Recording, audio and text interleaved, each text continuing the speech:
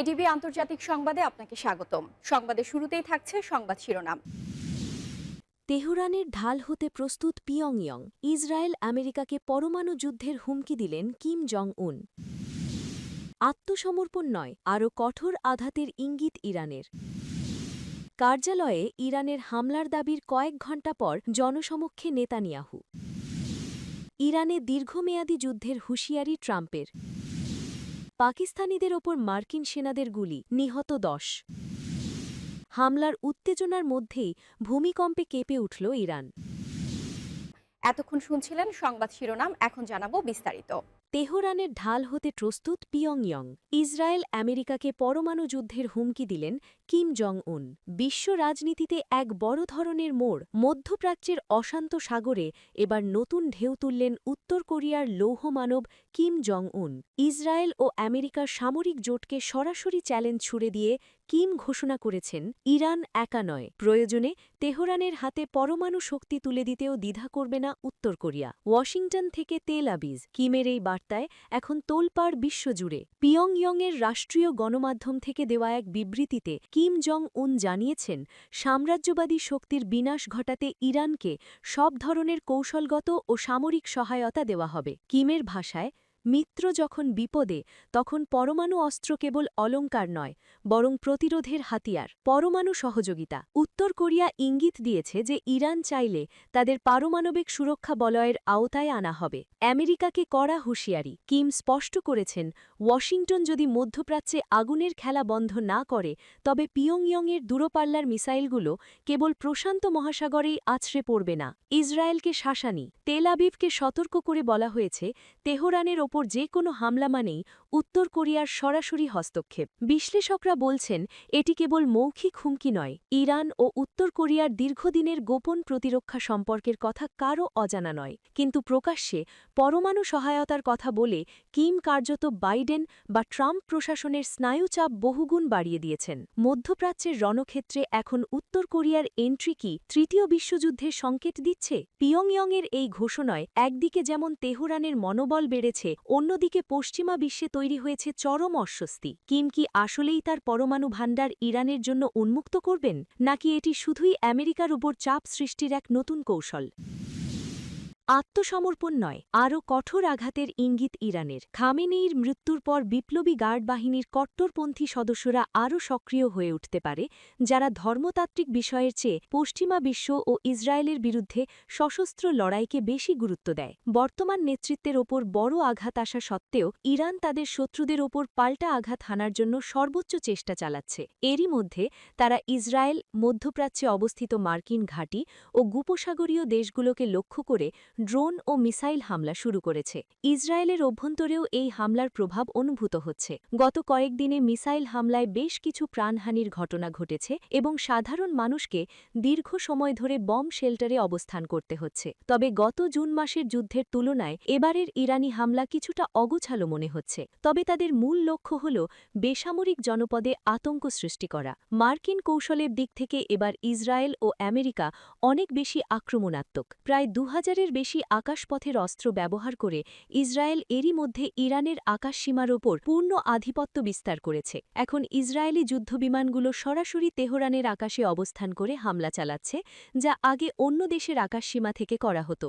অন্যদিকে ডোনাল্ড ট্রাম্পের সিদ্ধান্ত গ্রহণের প্রক্রিয়া নিয়ে জানা যাচ্ছে যে তিনি ইরানের ওপর চাপ সৃষ্টি করে একটি কূটনৈতিক জোটে আসতে চেয়েছিলেন, কিন্তু ইরানের অনমনীয় অবস্থান এবং গোয়েন্দা নজরদারির তোয়াক্কা না করে শীর্ষ নেতাদের সশরীরে বৈঠকের জেদ শেষ পর্যন্ত তাদের মৃত্যুর কারণ হয়ে দাঁড়িয়েছে। অনেকের মতে, খামেনেইকে মৃত্যুর অনুমোদনের পেছনে ট্রাম্পের ব্যক্তিগত প্রতিশোধের ইচ্ছাও থাকতে পারে বলে অভিযোগ আছে, যা ২০২১ সালে তাকে হত্যার একটি চেষ্টা ইরানের পক্ষ থেকে হওয়ার কথা রয়েছে।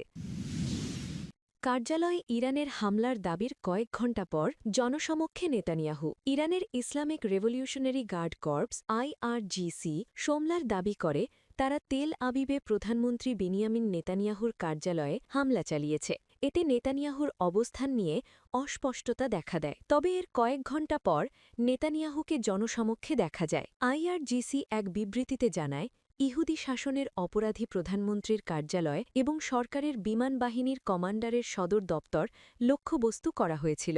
শনিবার মার্কিন ইসরায়েলি হামলায় নিহত সর্বোচ্চ নেতা আয়াতুল্লাহ আলী খামেনির কথা উল্লেখ করে গার্ডরা জানিয়েছে ইসরায়েলি বিমান বাহিনীর কমান্ডারের সদর দপ্তরকেও লক্ষ্য করে হামলা করা হয়েছিল।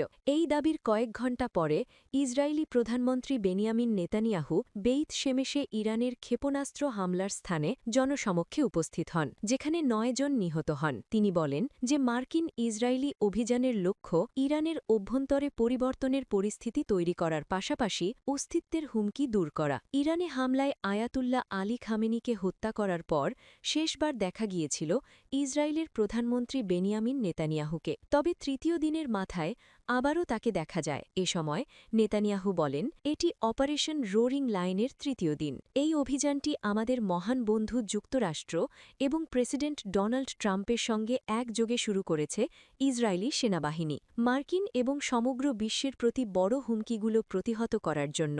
তিনি আরও বলেন, আমি যখন এখানে দাঁড়িয়ে আছি এমন একটি স্থানে যেখানে তেহরানের সন্ত্রাসীরা নিরীহ বেসামরিক মানুষের ওপর বোমা বর্ষণ করেছে। আপনারা পার্থক্যটি দেখতে পাচ্ছেন। তেহরানের স্বৈরশাসকেরা বেসামরিক মানুষকে লক্ষ্যবস্তু বানায়। আমরা তেহরানের সেই স্বৈরশাসকদের লক্ষ্যবস্তু বানাই বেসামরিক মানুষকে রক্ষা করার জন্য। নিজেদের হামলার বিষয়ে কোনো কথা না বলে ইরানে হামলায় উদ্বিগ্ন হয়ে নেতানিয়াহু বলেন, আর যদি এই শাসন ব্যবস্থা এমন এক সন্ত্রাস শাসন যা আমরা বিশ্বে আগে কখনো দেখিনি, যদি তারা পারমাণবিক অস্ত্র এবং তা বহনের উপায় ব্যালিস্টিক ক্ষেপণাস্ত্র, আন্তঃমহাদেশীয় ব্যালিস্টিক ক্ষেপণাস্ত্র অর্জন করে, তবে তারা সমগ্র মানবজাতির জন্য হুমকি হয়ে উঠবে। পরে ট্রাম্পকে ধন্যবাদ দিয়ে নেতানিয়াহু বলেন, তাই আমরা নিজেদের রক্ষা করার জন্য পদক্ষেপ নিয়েছি, কিন্তু এর মাধ্যমে আমরা আরও অনেককেই রক্ষা করছি। আমি বিশ্ব নেতাদের এবং আমাদের মহান বন্ধু ডোনাল্ড ট্রাম্পকে এই গুরুত্বপূর্ণ প্রচেষ্টায় আমাদের সঙ্গে থাকার জন্য বিশেষ ধন্যবাদ জানাতে চাই, বিশ্বকে রক্ষা করার এই প্রচেষ্টায়। ইরানে দীর্ঘমেয়াদী যুদ্ধের হুঁশিয়ারি ট্রাম্পের।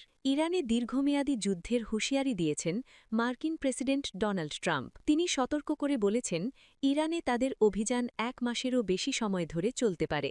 উপসাগরে মার্কিন মিত্রদের লক্ষ্য করে ইরানের প্রতিশোধমূলক হামলা এবং সৌদি আরবে মার্কিন দূতাবাসের ড্রোন হামলার পরই এমন ঘোষণা দিলেন প্রেসিডেন্ট ট্রাম্প। খবর এএফপির। ক্ষেপণাস্ত্র ও ড্রোন হামলার পর কাতারের রাষ্ট্রপরিচালিত জ্বালানি সংস্থা তরলীকৃত প্রাকৃতিক গ্যাস উৎপাদন বন্ধ করে দিতে বাধ্য হয়েছে। অপরদিকে তেহরান বিশ্বের অন্যতম গুরুত্বপূর্ণ জাহাজ চলাচলের পথ হরমুজ প্রণালী বন্ধ করে দেওয়ারও অঙ্গীকার করেছে। ইরানের বিপ্লবী গার্ড বাহিনীর জেনারেল সারদার জাব্বারি বলেন, আমরা হরমুজ প্রণালী দিয়ে যাওয়ার চেষ্টা করলে যে কোনো জাহাজকে পুড়িয়ে দেব। ট্রাম্প বলেছেন, শনিবার ইরানের সর্বোচ্চ নেতা আয়াতুল্লাহ আলী খামেনিকে হত্যা করার মাধ্যমে শুরু হওয়া যুদ্ধ নির্ধারিত সময় পার করে যাচ্ছে, তবে যুক্তরাষ্ট্র দীর্ঘস্থায়ী সংঘাতের জন্য প্রস্তুত। ট্রাম্প বলেন, হোয়াইট হাউসে এক বিবৃতিতে, শুরু থেকেই আমরা ৪ থেকে ৫ সপ্তাহের পূর্বাভাস দিয়েছি, তবে আমাদের এর চেয়েও বেশি সময় ধরে যাওয়ার ক্ষমতা আছে। পাকিস্তানিদের উপর মার্কিন সেনাদের গুলি, নিহত ১০। পাকিস্তানের করাচিতে অবস্থিত যুক্তরাষ্ট্রের কনসুলেটে হামলার সময় মার্কিন মেরিন সদস্যরা বিক্ষোভকারীদের লক্ষ্য করে গুলি চালিয়েছেন। সোমবার ২ মার্কিন কর্মকর্তা রয়টার্সকে এমন তথ্য জানান। যদিও কূটনৈতিক স্থাপনায় এ ধরনের শক্তি প্রয়োগকে বিরল ঘটনা হিসেবে দেখা হচ্ছে, যা দেশটিতে চলমান উত্তেজনা আরও বাড়াতে পারে। রোববার বিক্ষোভকারীরা কনসুলেট প্রাঙ্গণের বাইরের দেওয়াল ভেঙে ভেতরে ঢুকে পড়লে সংঘর্ষ শুরু হয়। ওই ঘটনায় অন্তত ১০ জন নিহত হয়েছেন বলে জানা গেছে। ইরানের সর্বোচ্চ নেতা আয়াতুল্লাহ আলী খামেনির নিহত হওয়ার খবরে পাকিস্তান জুড়ে বিক্ষোভ ছড়িয়ে পড়ে। ২ মার্কিন কর্মকর্তার বরাতে জানা গেছে, মেরিনদের ছোড়া গুলি কাউকে আঘাত করেছে বা নিহত করেছে কিনা তা স্পষ্ট নয়। এছাড়া কনসুলেটের নিরাপত্তায় নিয়োজিত বেসরকারি নিরাপত্তা কর্মী বা স্থানীয় পুলিশও গুলি চালিয়েছিল কিনা সে বিষয়েও নিশ্চিত তথ্য পাওয়া যায়নি। প্রাদেশিক সরকারের মুখপাত্র সুখদেব আশার দাস হেমনানি বলেছেন, নিরাপত্তা বাহিনীর সদস্যরা গুলি চালিয়েছিল, তবে তারা কোন বাহিনীর তা উল্লেখ করেননি। সাধারণত যুক্তরাষ্ট্রের কূটনৈতিক মিশনগুলোর দৈনন্দিন নিরাপত্তা দায়িত্ব বেসরকারি ঠিকাদার ও স্থানীয় বাহিনী পালন করে থাকে, তবে এই ঘটনায় মেরিনদের সম্পৃক্ততা পরিস্থিতির গুরুত্ব তুলে ধরছে বলে মনে করা হচ্ছে। পাকিস্তান ইরানের পর বিশ্বের দ্বিতীয় বৃহত্তম শিয়া সম্প্রদায়ের আবাসস্থল। সোমবার দেশজুড়ে বড় সমাবেশ নিষিদ্ধ ঘোষণা করেছে সরকার। ইরান ইস্যুতে ছড়িয়ে পড়া বিক্ষোভে দেশব্যাপী ২৬ জন জন নিহত হয়েছেন বলে খবর পাওয়া গেছে। রোববার কনসুলেটের বাইরে বিক্ষোভকারীরা আমেরিকার মৃত্যু ও ইসরায়েলের মৃত্যু স্লোগান দেন। রয়টার্সের প্রতিবেদকরা গুলির শব্দ ও আশপাশের রাস্তায় টিয়ার গ্যাস নিক্ষেপের দৃশ্য দেখেছেন বলে জানিয়েছেন। সামাজিক যোগাযোগ মাধ্যমে ছড়িয়ে পড়া ভিডিওতে অন্তত একজন বিক্ষোভকারীকে কনসুলেটের দিকে অস্ত্র তাক করে গুলি ছুড়তে দেখা গেছে বলে দাবি করা হয়েছে। করাচি পুলিশের এক কর্মকর্তা রয়টার্সকে জানিয়েছেন, কনসুলেটের ভেতর থেকে গুলি ছোড়া হয়েছিল। হামলার উত্তেজনার মধ্যেই ভূমিকম্পে কেঁপে উঠল ইরান। ইরানে চলমান সামরিক হামলার মধ্যেই নতুন করে প্রাকৃতিক দুর্যোগের আঘাত নেমে এসেছে। গত শনিবার থেকে যুক্তরাষ্ট্র ও ইসরায়েলের ধারাবাহিক হামলায় দেশটির বিভিন্ন অঞ্চল প্রকম্পিত হওয়ার মধ্যে মঙ্গলবার ৩ মার্চ একটি ভূমিকম্প আঘাত হানে। মার্কিন ভূতাত্ত্বিক জরিপ সংস্থা USGS জানিয়েছে, ইরানের গেরাস অঞ্চলে ৪.৩ মাত্রার ভূমিকম্প অনুভূত হয়। সংস্থাটি আরও জানায়, ভূমিকম্পটির উৎপত্তি স্থল ছিল ভূপৃষ্ঠের প্রায় ১০ কিলোমিটার বা ৬.২১ মাইল গভীরে। চলমান সামরিক উত্তেজনার মধ্যে এই ভূমিকম্প দেশটির পরিস্থিতিকে আরও উদ্বেগজনক করে তুলেছে, তবে তাৎক্ষণিকভাবে বড় ধরনের ক্ষয়ক্ষতির কোনো খবর পাওয়া যায়নি।